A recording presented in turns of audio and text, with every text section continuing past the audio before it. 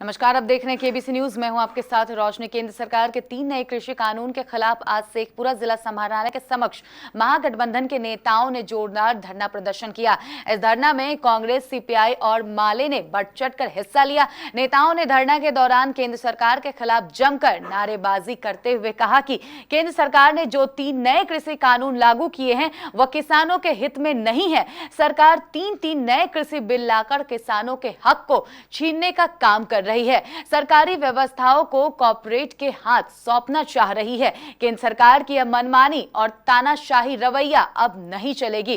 प्रदर्शनकारी नेताओं ने कहा कि जब तक सरकार इस नए कृषि कानून को वापस नहीं ले लेती है, हमारा आंदोलन अनवरत यूं ही जारी रहेगा। किसान देखना चाहता है, किसान को बेहाल देखना चाहता है।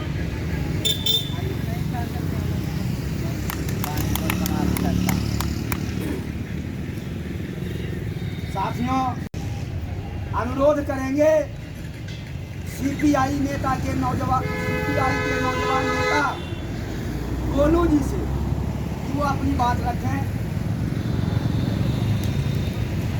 गोलू।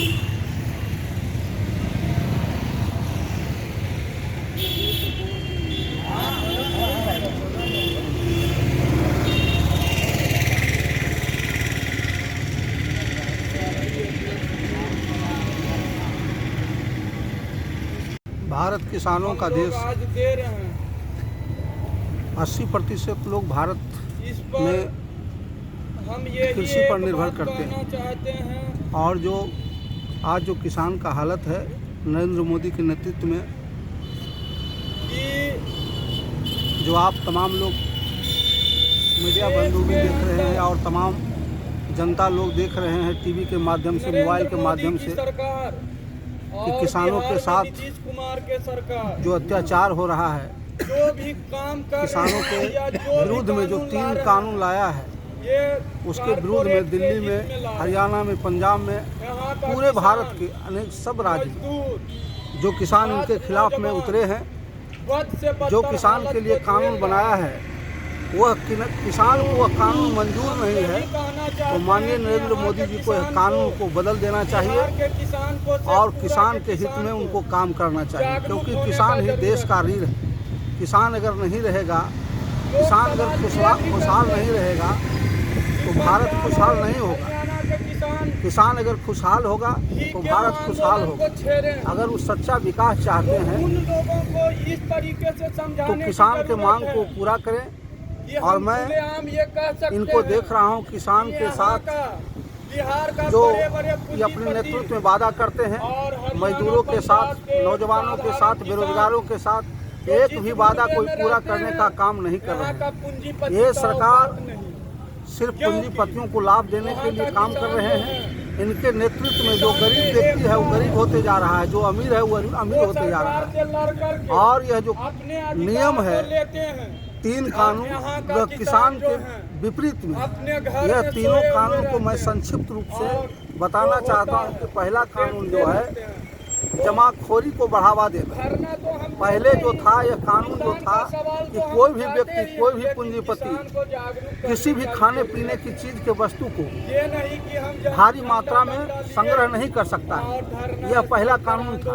इन्होंने नरेंद्र मोदी जी कानून को बदल करके ऐसा कर दिया है कि कोई भी व्यक्ति, कोई भी पूंजीपति व्यक्ति कितना भी वस्तु संग्रह कर सकता है, इसमें कोई आपत्ति और कोई इसके खिलाफ कानूनी कार्रवाई नहीं किया जाएगी।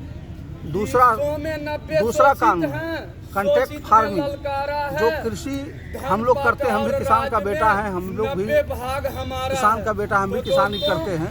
तो हम लोग जो खेत में फसल उगाते हैं, तो फसल जब होने लायक होगा तो उसका जो है वो कॉन्ट्रैक्ट पर फसल लगा रहेगा। उसी समय पूंजीपति लोग, चाहे कोई भी व्यक्ति, उद्योगपति लोग हमारे खेती को कॉन्ट्रैक्ट पर लेगा कि हम आपके अनाज को, टमाटर को, आलू को, प्याज को इस भाव में हम ले लेंगे।